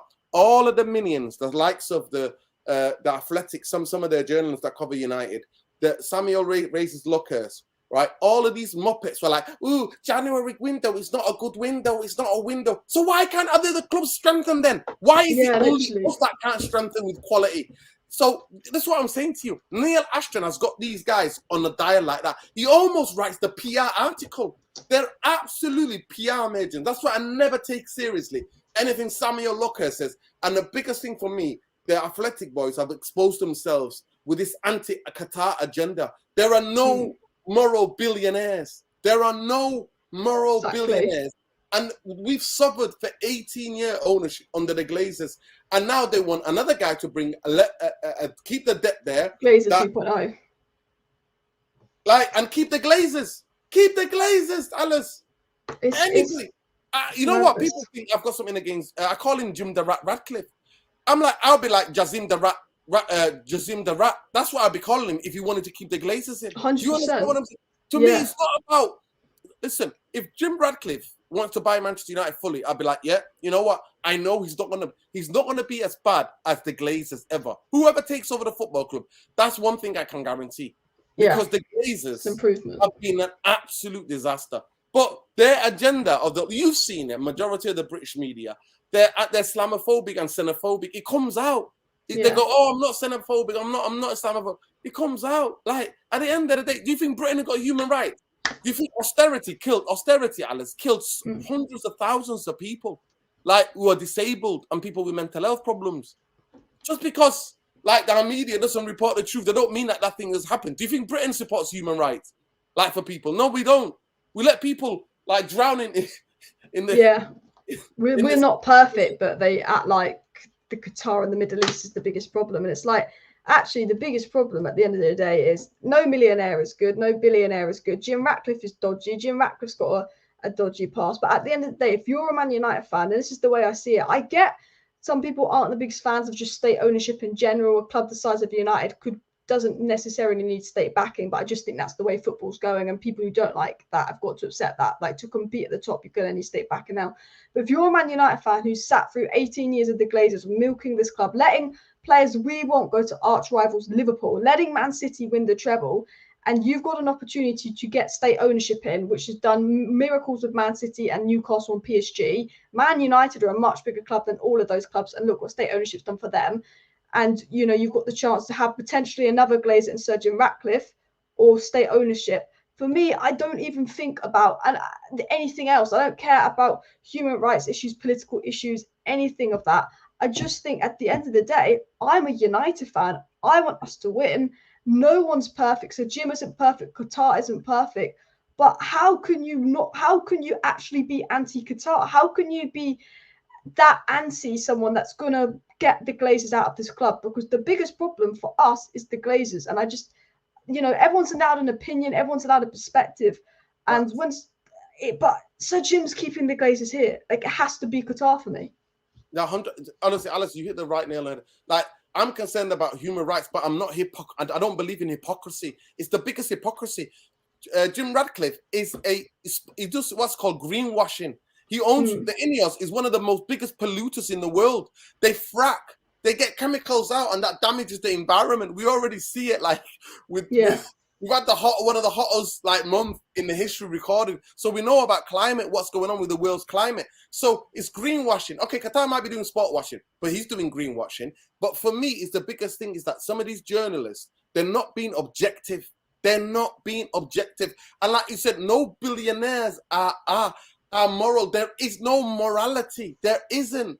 But we're like, oh, but they're doing this. Listen, the horse is bolted. Look at Man City and Newcastle. And the same journalists, Alice, who are praising, De Bruyne. Do you think De Bruyne would want to be a Man City if he wasn't Sheikh Mansour and 100%. Dubai? Are you kidding me? I tell everybody. And without that, they still cheated. They're facing 115 charges. Premier League charges. They got out of the cheating that they done by UEFA when they got charged on a technicality because of the time limit. You know what I mean? They can only charge. They can only prosecute them for that time limit. So the time run out. That they're not found innocent. It's because the time run out, right? And they've got lawyers for days.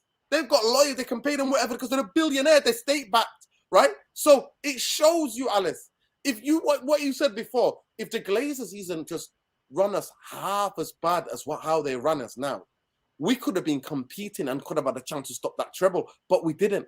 And this idea, and then you got the same journalists going, oh, it's so bad it's bad, football is bad. I'm like, what about Newcastle? Newcastle were fighting relegation. Next minute, they're in the Champions League. Why? It's madness. Like, look, we don't need state backing to be a top club. Like, I agree that we could have good owners come in that isn't state back and make us a good club if they run us properly, but we don't have that option. But Alice, because of the damage, we need a big wealth. Because of the 100%. damage the Glazers have done, we need a new stadium. We need a women's and the youth stadium. You see what they've done to the women's team, Alice? Russo was going to be the first £1 million women's player in the world. She was going to be that player, like that striker. We let her go free. The Spanish girl, I think she's had 30 goal involvement from a right back. One of the best. She's gone.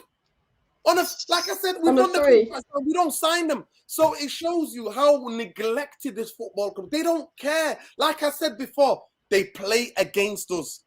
Imagine, honestly, that famous quote where Benzema's like, don't give it to Phoenicia because he's playing against us. The Glazers have been playing against Manchester United from day dot. Do you know what really wound me up is when the media was saying Qatar will strip us of our soul. I thought, we've had the Glazers here for 18 years, taking money out of this club, rinsing this club, the biggest club in the world, the most followed club in the world, the biggest club in England, becoming a club that might or might not get top four, while Little City are challenging and winning trophies every season. But Qatar will take our soul. Qatar come in, they invest, they build a new stadium, they improve Manchester, they invest in the Manchester area, they pump money into the facilities, they focus on the women's team, the youth team, they do everything they need to do, and they're likely to get United back to that competing level. But apparently that is our soul gone. Why is that our soul gone when we've had 18 years of us being frustrated, 18 years?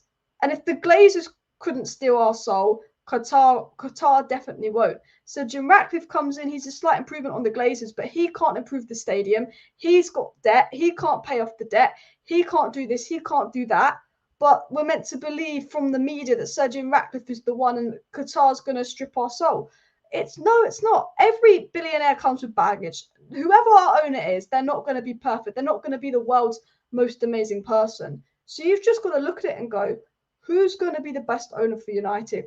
Qatar, because they're going to improve the Manchester area. Think of how much they're going to invest into Manchester, how much they're going to improve. They're going to remove the debt of this club. But you have media, the ones that you named earlier, in the media saying that's our soul gone. The Glazers, if anything, the Glazers took our soul, and that really wound me up. That story really wound me up. Oh, you're on mute. Even that, and then the same journalists are praising Man City. That's what I was literally going to add. The same journalists who were saying Qatar's going to take our soul are praising Man City. Like, they were saying how good City's structure is and how good their investment is. The same journalists were saying Qatar will be bad for United, and they were doing these articles anti-Qatar, but then saying, oh, look, Man City, look at their structure, look at how they spend, la-di-la-di-la. Then they start criticising the Glazers, comparing our spend to their spend, but they want someone that's going to keep the Glazers here, and they're criticising someone who's going to be like Man City's owners coming to United. It's like the hypocrisy is unbelievable in the media. Absolutely unbelievable. And it all goes... The standards that Manchester United are held to as well. We're held to a different standard. And genuinely, to me, it just shows me how hated Manchester United are. Like, especially like with these journalists, and like the hatred is just so clear. And they don't ever want us to come back. Because I'm telling you, if we were to get back, Alice, it's going to be one of the biggest comebacks. It's going to be one of the biggest comebacks. That's why I think they're worried, because no one tried to stop the takeover of Newcastle City. We keep hearing these stories of all the Premier League are coming together. The Premier League aren't sure. They should invest United's relations to PSG, this and that. You know, but Sir Jim Ratcliffe, you know, is borrowing money to buy the club. Yes, he's putting that debt on Ineos and not United. He's found a loophole into buying United. But the way Sir Jim wants to buy United technically isn't Premier League rules, but they don't want an investigation of Sir Jim Ratcliffe. The other clubs aren't asking for an investigation of Sir Jim Ratcliffe, what he's doing. They only want an investigation when it comes to Qatar, because they are scared of Qatar. And for me, if I was someone who wasn't educated on what Qatar Sir Jim Ratcliffe would bring, and I was saying, oh, but the rivals are scared if we get Qatar, rivals don't care if we get Jim, that tells you everything you need to know who should be our next owner, the one that scares the rivals. Yeah, and you know what? Big up Mick, by the way. So Nura, Alice, keep it up. Big up Mick, Man UFC Realist TV. The big thing is this, Alice. Like, I saw, you know, a couple of weeks ago, maybe 2 months ago, well, maybe a month and a bit ago now, you know, where Jim Ratcliffe apparently was favourites to take over Manchester United, and Glazers were going to accept his offer. You should have seen the amount of Liverpool fans, City fans, Arsenal fans celebrating on my timeline. Yeah. Like, literally celebrating, get in there, Jim, get in there, Jim.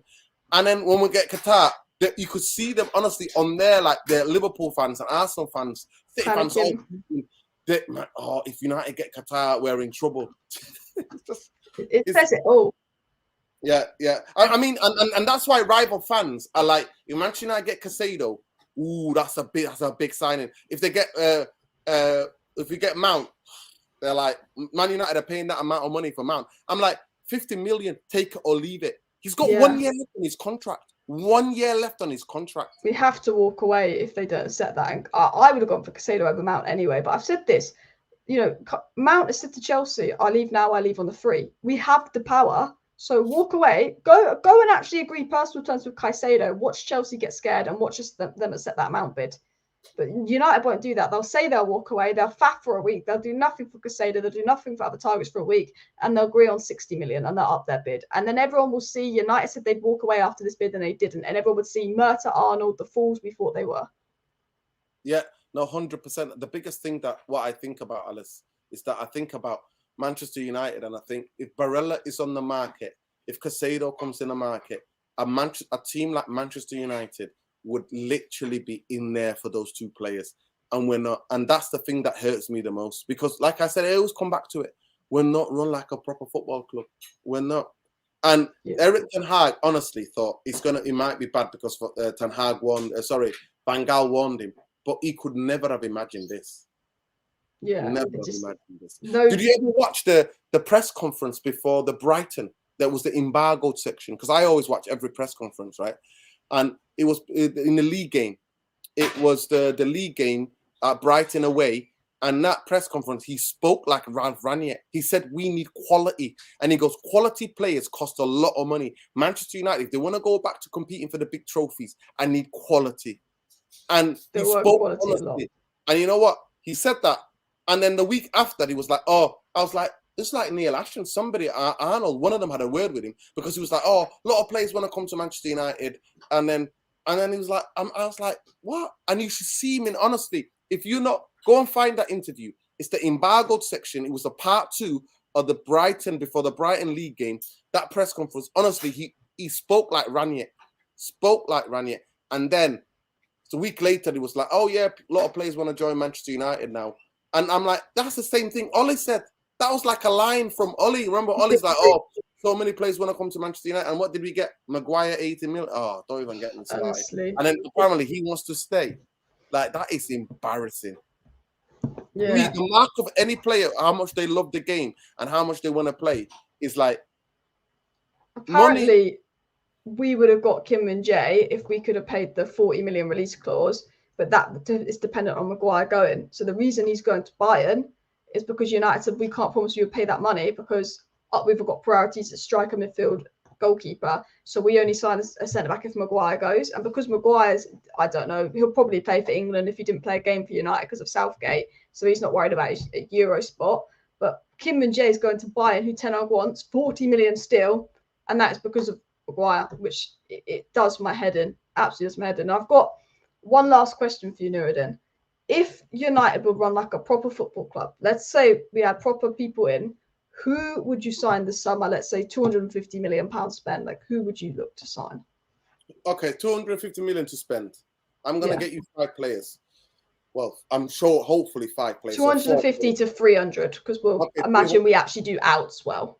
Yeah, 300. If you gave me 300 million, I'm signing you Diego Costa, Kim Min-jae, Caicedo, Barella, and I would get Hojlund. I will try to get Harry Kane and Hojlund. Haaland? Yeah, is in Man City, Haaland. Or Hojlund? Haaland. You know the young kid at Atlanta, not Haaland, Haaland. The Hojlund, Danish yeah. kid. Yeah, the Danish kid. That's what I would go for.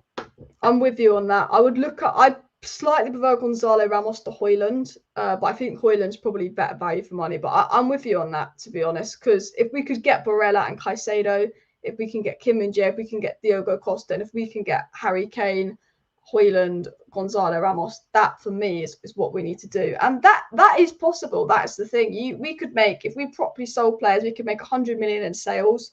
We could probably have a 200 million budget. The wages we save, we could do that. And the sad thing is, we'll probably end with maybe a keeper, a striker signed on deadline day, Mason Mount, and someone on a free, and we'll call that player on a free. Ooh, brilliant signing. Rabiot. That's what it'll be. I mean, it will be embarrassing. Yeah. Absolutely embarrassing. But I want to thank you for coming on to today's live stream, putting your input in. You always have great things to say with the Glazers, the history of the club, and all good insight about Arnold and how it operates. So we always love having you on the channel. And I was just going to say, is there anything you want to add? And also just tell people where they can find you. Yeah. Big up Alice. Always pleasure to come on Alice Talks Football. Nothing but love. I actually met Alice for the first time in real life outside the gate, outside Old Trafford, and it was really nice to meet you and your old fella. It was really nice to chatting with you in real. It was really to see that the passion and the love that you have for this football club. And I always believe Manchester United is the most romantic football club. That's why so many fans. That's why we have so many fans around the world and what we are. We're just so sick and tired of the Glazers. And like I said, I'm not going to lie to you, that the day they leave, if it gets announced, Alice, just pray for me.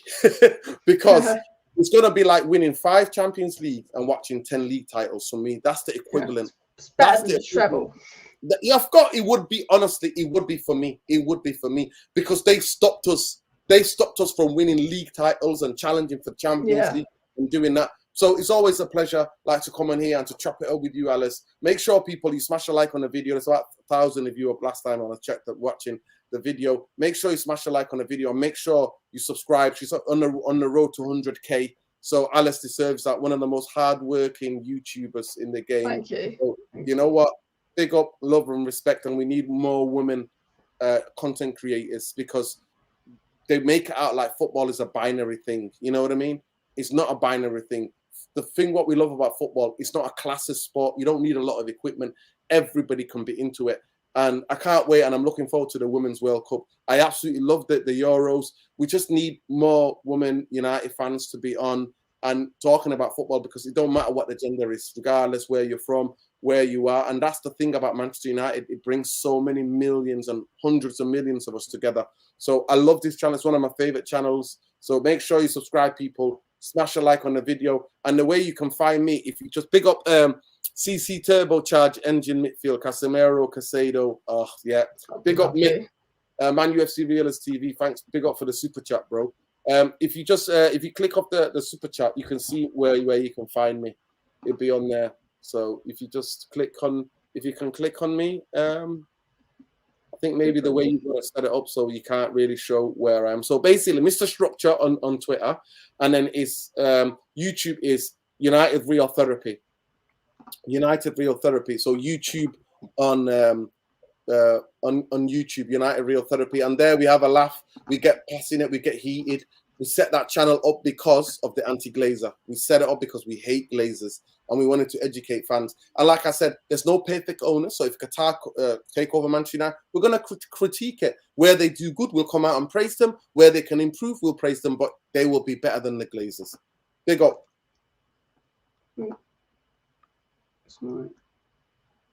I'm lagging. Oh, there we are. So I just lagged out there. But big up Nuruddin for coming on the channel, putting in great impact. Thank you for everything that you've said today. Guys, make sure you go check out Nuruddin. He does some great live shows on his channel. Make sure you give his channel a subscribe. Make sure you subscribe here if you're new. Smash that like button, and we'll be updating you on the transfer window and everything going on. And hopefully we'll actually have some news, like we buy someone that the Glazers go sometime, because it's been too long. But thanks everyone for watching. See you next time, and bye.